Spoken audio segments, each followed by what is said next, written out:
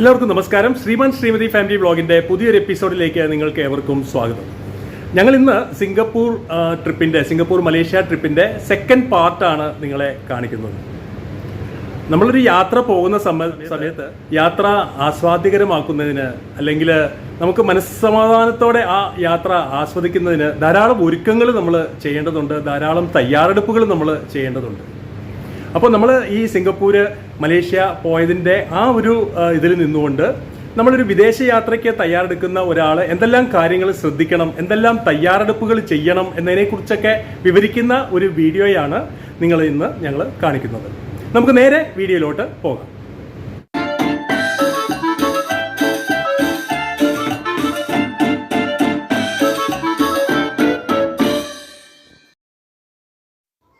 മിക്കവാറും എല്ലാ major എയർപോർട്ടുകളിലും international terminal അതുപോലെ ഡൊമസ്റ്റിക് ടെർമിനൽ എന്നിങ്ങനെ ടെർമിനലുകൾ ഉണ്ടാകും. വിദേശ രാജ്യങ്ങളിലേക്ക് പോവുകയും വരികയൊക്കെ ചെയ്യുന്ന ഫ്ലൈറ്റുകൾ വരുന്ന സ്ഥലം ഇൻ്റർനാഷണൽ ടെർമിനൽ എന്നും, അതുപോലെ ആഭ്യന്തര സർവീസുകൾ നടക്കുന്ന ഫ്ലൈറ്റുകൾ വരികയും പോവുകയും ചെയ്യുന്നത് ഡൊമസ്റ്റിക് ടെർമിനൽ എന്നും പറയും. അപ്പോൾ നമ്മൾ ഫ്ലൈറ്റിൽ കയറാനായിട്ട് എയർപോർട്ടിൽ പോകുന്ന സമയത്ത് നമ്മളെ കൊണ്ടുപോകുന്ന ടാക്സി ഡ്രൈവർ എടുത്തോ അല്ലെങ്കിൽ ഓട്ടോ ഡ്രൈവർ എടുത്തോ പറയണം നമുക്ക് ഡൊമസ്റ്റിക് ടെർമിനലിലോട്ടാണോ അല്ലെങ്കിൽ ഇൻ്റർനാഷണൽ ടെർമിനലിലോട്ടാണോ പോകേണ്ടതെന്ന്. കാരണം പല സ്ഥലങ്ങളിലും ഇപ്പോൾ കൊച്ചി എയർപോർട്ടിലൊക്കെ ആണെങ്കിൽ ഈ രണ്ട് ടെർമിനലും അടുത്തടുത്താണെങ്കിൽ തിരുവനന്തപുരം എയർപോർട്ടിൽ ഇത് ഏകദേശം 6-6.5 കിലോമീറ്റർ ഡിസ്റ്റൻസിലാണ് ഈ രണ്ട് ടെർമിനലുകളുള്ളത്. അപ്പോൾ ഓരോ എയർപോർട്ടിലും ഓരോ രീതികളിലായിരിക്കാം. അതുകൊണ്ട് നമ്മളത് ആ ടാക്സി ഡ്രൈവർക്ക് പറഞ്ഞു കഴിഞ്ഞാൽ നമുക്ക് കൃത്യമായിട്ട് ആ ടെർമിനലിൽ ചെന്ന് റിപ്പോർട്ട് ചെയ്യാൻ സാധിക്കും. മതിയായ രേഖകളോടുകൂടി മാത്രമേ നമുക്ക് എയർപോർട്ടിൽ പ്രവേശിക്കാൻ സാധിക്കുകയുള്ളൂ. പിന്നെ ചില മേജർ എയർപോർട്ടുകളിലൊക്കെ ഇപ്പോൾ ബോംബെ, ഡൽഹി അല്ലെങ്കിൽ ഹൈദരാബാദ് ഇവിടെയെല്ലാം വിസിറ്റേഴ്സ് ഗാലറി ഉണ്ട്. ഇപ്പോൾ കൊച്ചിയിലും ഉണ്ട് വിസിറ്റേഴ്സ് ഗാലറി, ട്രിവാൻഡ്രത്തുണ്ടോ എന്നറിയില്ല. ഇവിടെയൊക്കെ നമുക്ക് ആളുകളെ യാത്ര അയക്കുന്നതിനും അതുപോലെ നമുക്ക് വിസിറ്റേഴ്സ് ഗാലറിയിൽ ഇരുന്ന് പ്ലെയിനുകൾ ടേക്ക് ഓഫ് ചെയ്യുന്നതും ലാൻഡ് ചെയ്യുന്നതും ഒക്കെ കാണാനായിട്ടുള്ള സൗകര്യമുണ്ട്. ചെറിയൊരു യൂസർ ഫീ കൊടുക്കണമെന്ന് മാത്രമേ ഉള്ളൂ. പണ്ട് സ്കൂളിൽ നിന്ന് ഇങ്ങനെ ഒരു എയർപോർട്ടിലേക്ക് എക്സ്കർഷൻ ടൂർ കൊണ്ടുപോയ ഒരു ഓർമ്മയാണ് എനിക്കുള്ളത്. ഏത് എയർപോർട്ടാണെന്ന് ഓർമ്മയില്ല. പ്ലെയിനുകൾ ടേക്ക് ഓഫ് ചെയ്യുന്നതും ലാൻഡ് ചെയ്യുന്നതും കാണാനായിട്ടൊരു കൗതുകമാണല്ലോ. ഇപ്പോഴും നമുക്കൊക്കെ ഇങ്ങനെ ഒരു പ്ലെയിനൊക്കെ മുകളിൽ കൂടെ പോകുന്ന സമയത്ത് നമ്മൾ പോയി പുറത്തിറങ്ങി നിന്ന് കാണുക, ഇതൊക്കെ കുട്ടിക്കാലത്ത് മുതലേ ഇപ്പോഴും അതൊരു കൗതുകം തന്നെയാണ്. ഞങ്ങൾ വീട്ടിൽ നിന്ന് ചോറൊക്കെ ഉണ്ടാക്കി എടുത്തിട്ടുണ്ടായിരുന്നു കേട്ടോ. ഇപ്പോൾ നമ്മളിവിടെ ഇരുന്നിട്ട് ഇത് കഴിക്കുകയാണ്. കാരണം ശരിക്കും ഉച്ചയ്ക്ക് കഴിക്കാമെന്ന് പറഞ്ഞിട്ടാണ് എടുത്തത്. പക്ഷേ വന്ദേ ഭാരതിൽ നമുക്ക് ഫുഡ് അവിടെ ഫ്രീ അല്ല. പക്ഷേ നമ്മൾ ഈ ടിക്കറ്റ് എടുക്കുന്ന സമയത്ത് എന്നെ അറിയാതെ എന്തോ കൈ കൊണ്ടിട്ട് എന്തോ ക്ലിക്കായി അത് ഫുഡും കൂടെ ഓർഡർ ചെയ്ത് പോയി. അത് അങ്ങനെ അവർ പറഞ്ഞത്. അപ്പോൾ എന്തായിരുന്നാലും നമുക്ക് ഉച്ചയ്ക്ക് ഊണ് അവിടെ വന്ദേ ഭാരതിൽ കഴിക്കാൻ സാധിച്ചു.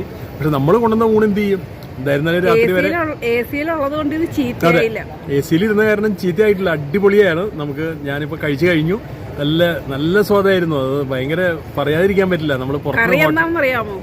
പാവയ്ക്ക മെഴുക്കുവരട്ടി, അതെ, ബീട്രൂട്ട് തോരൻ, പിന്നെ ചമ്മന്തി, ചോറ് എല്ലാം കൂടെ നല്ല രസമായിരുന്നു. പിന്നെ സുഷ്മിത നമ്മ എടുകൈ അച്ചാറ് അങ്ങനെ എല്ലാം കൂടെ കൂട്ടിയിട്ട് ഏതായാലും എയർപോർട്ടിൽ ട്രിവാൻഡ്രം എയർപോർട്ടിൽ ഇരുന്നിട്ട് നല്ലൊരു 7:30 മണിക്ക് അടിപൊളി ഊണ് കഴിച്ച്. അതെ, അങ്ങനെ ബോർഡിംഗ് പാസ് കിട്ടി.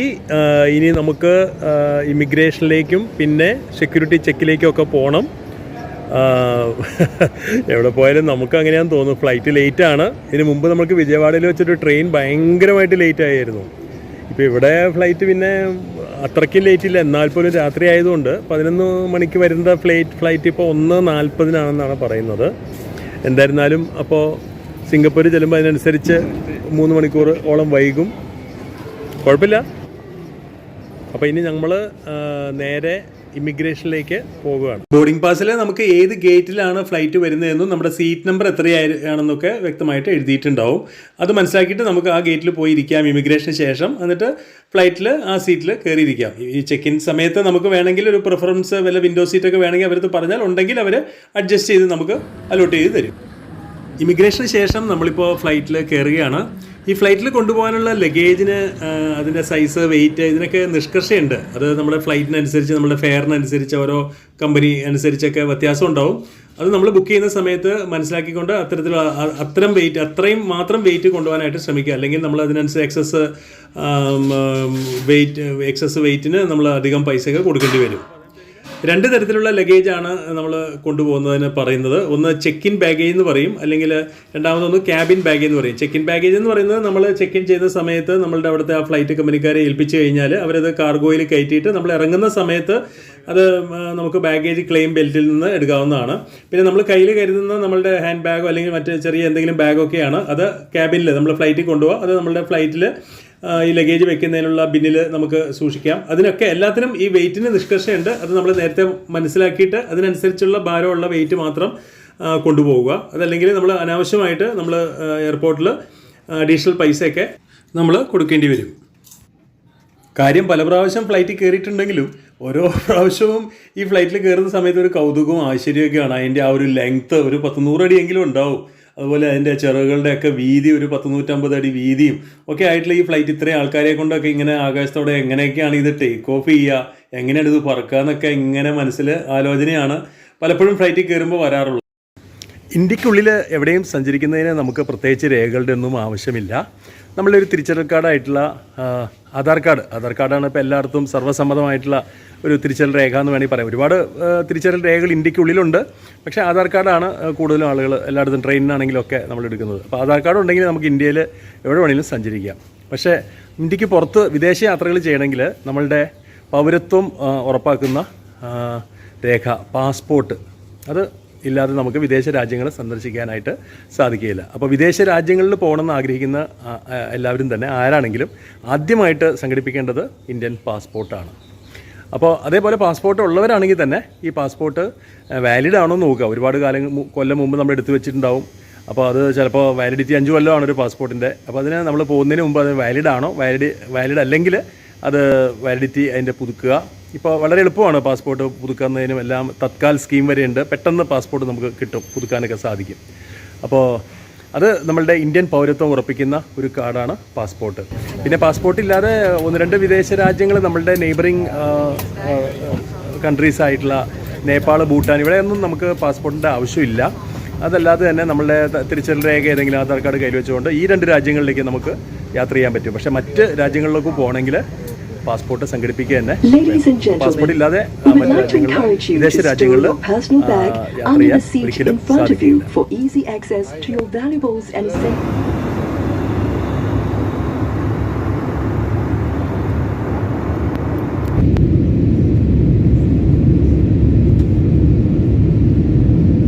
ഒരു വിദേശ രാജ്യം സന്ദർശിക്കുന്നതിന് നമുക്ക് രണ്ടാമതായി വേണ്ട സാധനമാണ് വിസ എന്ന് പറയുന്നത്. വിസ എന്ന് പറഞ്ഞാൽ ഒന്നുമല്ല, ഒരു ഇൻവിറ്റേഷൻ. നമ്മൾ അവിടെ സന്ദർശിക്കാനായിട്ട്, ആ രാജ്യം സന്ദർശിക്കാനായിട്ട് അവിടുത്തെ രാജ്യം നമുക്ക് നൽകുന്ന ഒരു ഇൻവിറ്റേഷനാണ് വിസ എന്ന് പറയുന്നത്. ആ വിസ സംഘടിപ്പിക്കുന്നത് നമ്മളുടെ ആ രാജ്യത്തിൻ്റെ എംബസികളിൽ നിന്നാണ് നമ്മൾ വിസ സംഘടിപ്പിക്കേണ്ടത്. നമ്മൾ ഈ ട്രാവൽ ഏജൻസി വഴിയൊക്കെ നമ്മളിപ്പോൾ ഇതൊക്കെ പറയുന്നത് മാത്രമേ ഉള്ളൂ. നമ്മളിപ്പോൾ ഒരു വിദേശ രാജ്യം സന്ദർശിക്കുന്ന അവസരത്തിൽ മിക്കപ്പോഴും ഒരു ട്രാവൽ ഏജൻസിനെയാണ് നമ്മൾ കോൺടാക്ട് ചെയ്യുന്നത്. ആ ട്രാവൽ ഏജൻസിക്കാർ അതെല്ലാം നമുക്ക് സംഘടിപ്പിച്ച് തന്നുകൊള്ളും. എന്നാൽ വിസ വേണ്ടാത്ത പല രാജ്യങ്ങളുണ്ട്. ഇപ്പോൾ ഇന്ത്യൻ ഒരു പൗരന് നമുക്ക് ഏകദേശം ലോകരാജ്യങ്ങളിൽ ഏകദേശം 58 രാജ്യങ്ങളോളം വിസ ഇല്ലാതെ തന്നെ നമുക്ക് പ്രവേശനാനുമതി നൽകിയിട്ടുണ്ട്. ശരിക്കും ഈ സിംഗപ്പൂർ, ഇപ്പോൾ നമ്മൾ സിംഗപ്പൂരാണ് നമ്മളുടെ ഈ വിശേഷങ്ങൾ, സിംഗപ്പൂർ മലേഷ്യ വിശേഷങ്ങളാണല്ലോ പറയുന്നത്. സിംഗപ്പൂരാണ് ഏറ്റവും ശക്തമായിട്ടുള്ള പാസ്പോർട്ട് എന്ന് പറയുന്നത്, നമ്പർ 1 ഇൻ ദ വേൾഡ്. അവിടുത്തെ പൗരന്മാർക്കൊക്കെ ഏകദേശം 195 രാജ്യങ്ങളിലോട്ട് വിസ ഇല്ലാതെ പോകാനായിട്ട് സാധിക്കും. നമ്മൾ പ്ലെയിനിൽ യാത്ര ചെയ്യുന്ന സമയത്ത് നമ്മളുടെ ബാഗേജിൽ ഉൾപ്പെടുത്താൻ പാടില്ലാത്ത പല സാധനങ്ങളും ഉണ്ട്.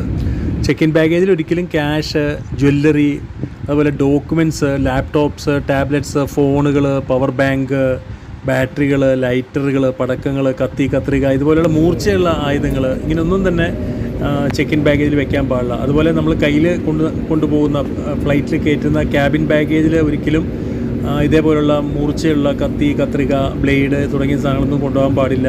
ടൂൾസ്, പ്ലെയേഴ്സ് അല്ലെങ്കിൽ സ്ക്രൂ ഡ്രൈവർ ഇങ്ങനെയുള്ള സാധനങ്ങളൊന്നും തന്നെ കൊണ്ടുപോകാൻ പാടില്ല. അതുപോലെ ദ്രാവക രൂപത്തിലുള്ള ഒരു സാധനം നമ്മൾ കൊണ്ടുപോകാൻ പാടില്ല. ബാറ്ററി അതൊക്കെ ഞാൻ നേരത്തെ പറഞ്ഞിരുന്നു.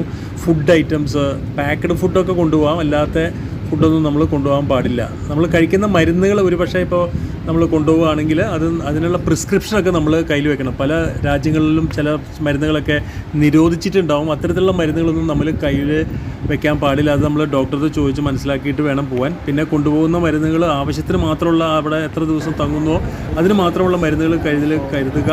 അതിൻ്റെ പ്രിസ്ക്രിപ്ഷൻസ് കയ്യിൽ വെക്കുക. ഞങ്ങളങ്ങനെ സിംഗപ്പൂരിൻ്റെ മണ്ണിൽ കാലുകുത്തി ജസ്റ്റ് എമിഗ്രേഷൻ കഴിഞ്ഞു. ഇനിയിപ്പോൾ ഞങ്ങളുടെ ക്യാപ്റ്റന്മാരുണ്ട് ഒരുപാട് പേര്. നമ്മളൊരു വാട്സപ്പ് ഗ്രൂപ്പ് ഉണ്ടാക്കിയിട്ടുണ്ടായിരുന്നു. നമ്മൾ മാത്രമേ ഉള്ളൂ, 2 പേരാണ് ട്രാവലേഴ്സ് ഉള്ളത്. നമ്മളുടെ ഒരു പ്രൈവറ്റ് വിസിറ്റ് ആണല്ലോ. ഗ്രൂപ്പ് വേറെ പ്രത്യേകിച്ച് ഗ്രൂപ്പില്ല, പക്ഷേ നമ്മളുടെ നയിക്കുന്ന ആളുകളുടെ ഗ്രൂപ്പ്, വാട്സാപ്പ് ഗ്രൂപ്പുണ്ട്. അപ്പോൾ അതിനകത്ത് മെസ്സേജസ് വന്നുകൊണ്ടിരിക്കും. അപ്പോൾ നമ്മളുടെ പിക്ക് ചെയ്യാനുള്ള ക്യാപ്റ്റൻ പുറത്ത് വന്ന് നിൽക്കുന്നുണ്ട്. അപ്പം ഇനി അയാളെ കാണണം.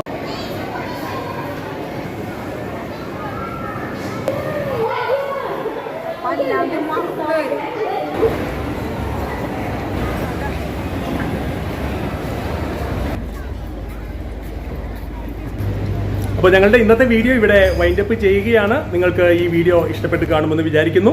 ഇഷ്ടപ്പെട്ടിട്ടുണ്ടെങ്കിൽ ധാരാളം ലൈക്ക്, കമൻറ്റ്, ഷെയർ ഒക്കെ ചെയ്യുക.